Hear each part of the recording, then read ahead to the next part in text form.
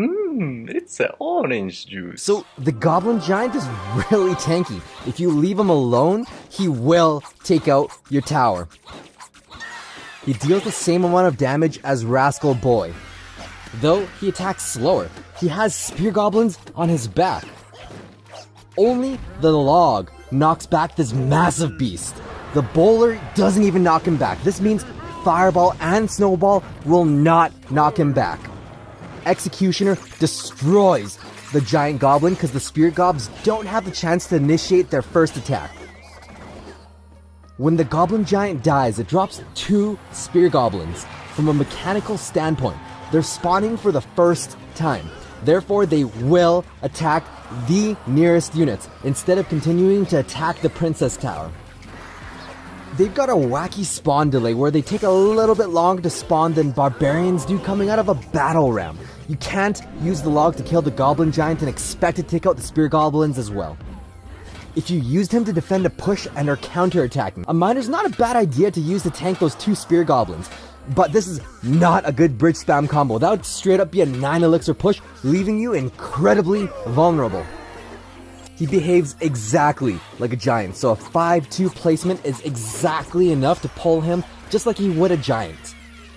When you tornado him to the King Tower to activate, be careful, because 1 or 2 of those Spear Goblins will actually keep hitting that Princess Tower. But if you can afford the damage, that's totally fine. If you can't though, that's a lot of damage to your Princess Tower. In a perfect scenario, you'll have a cheap disposable tank like an Ice Golem to absorb the Spear Goblins. Plant him near the King Tower to aggro the Spear Goblins on his back, and Tornado to activate. If you've managed to get his health low enough and you know he's gonna pop before you can drag him towards the King Tower, Tornado him towards it anyways. The Spear Gobs will spawn and they will activate His Royal Highness. Skeletons or bats planted in front of the bridge will not be able to stop him because the Spear Goblins one-shot those bats and skellies. So what you've got to do is wait till the Spear Goblins lock onto the tower before planting these small units down. The Goblin Giant pairs really well with Zap because it destroys Minion Horde and other Swarmer units after being zapped. Just because now the Spear Gobs can now one-shot the minions. Kiting beefy units are the best because the Spear Gobs attack it while the big boy Goblin runs away, pulling the Giant Skeleton. Left ignored, that Giant Goblin's gonna deal work to the tower. But using Goblin Giant to kite slower units like a P.E.K.K.A will only kite it to the other tower since he moves a bit faster than the big Mama P.E.K.K.A. She'll get 3 hits on the Princess Tower left unattended. But maybe you can afford the damage on the opposite side. It's still useful to do just in case you need to separate the P.E.K.K.A from support units to utilize both your Princess Towers to address the Musketeer by itself. Bonus points for using Skeletons or Goblins to distract the big Mama P.E.K.K.A. It's incredibly satisfying to kite a baby dragon since they both share the same move speed, capitalizing on both your towers, hitting the baby dragon, and now you're up a beefy giant goblin for 2 elixir.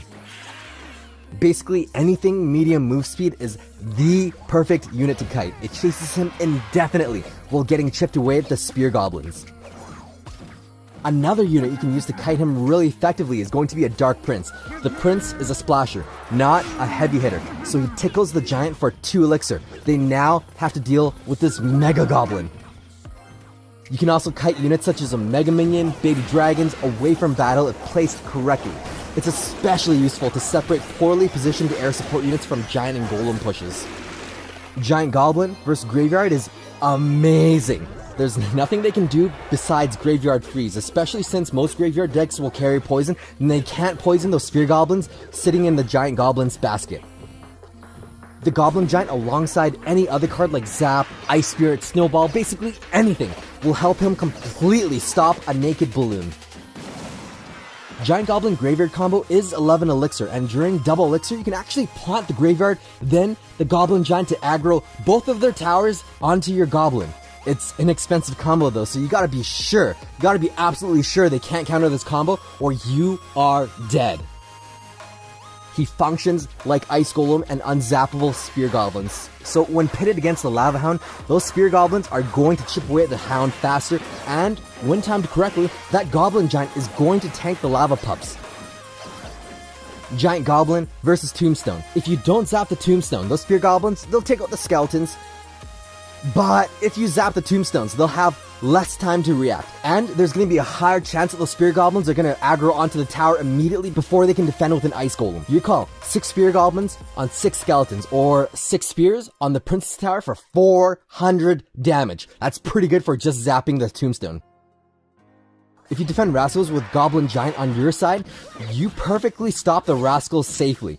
He has enough health to tank the girls, and the Spear Goblins have enough damage to take out the boy. But if you plant him behind the Rascal girls, the Spear Goblins will lock onto the girls, take out the girls first, and then kite the boy onto their side. This can deal damage to their tower, but it's a little risky because if your opponent brings any other troops, that Goblin Giant is dead. Because of his high health and ranged attack, he's very good against the Expo. He can tank the Expo, and the Spear Goblins kind of eliminate all the small troops around him. Remember, the Giant Goblin's range is the same as Spear Goblins, so you could tank with something like an E-Wiz. And once it's out of range, it will target onto the tower, minimizing the damage your tower takes. If they have supporting troops behind the Goblin Giant, then you can't do this, because that E-Wiz is just going to die, and you're going to be down a lot of elixir. Basically, everything in the Fireball-y category, meaning any unit that dies to Fireball easily, like Wizard, Magic Archer, E-Wiz, they're all very sensitive to this unit. The Spear Goblins deal just enough damage that you've actually got to worry about your placement. So if you plant the Magic Archer within range and tank the Spear Goblins, that's 200 damage less on your Princess Tower, but your Magic Archer is now dead. Negative elixir trade. It's clear that the Magic Archer and other Fireballies are a terrible idea to handle the Goblin Giant by himself, but if you absolutely must, plant him out of range of the Spear Goblin so that it doesn't die. Yeah, your Princess Tower is going to take a bit more damage, but at least you're not going to completely lose that Fireball unit, and you'll be able to use him to counterattack or something like that. Thanks for watching.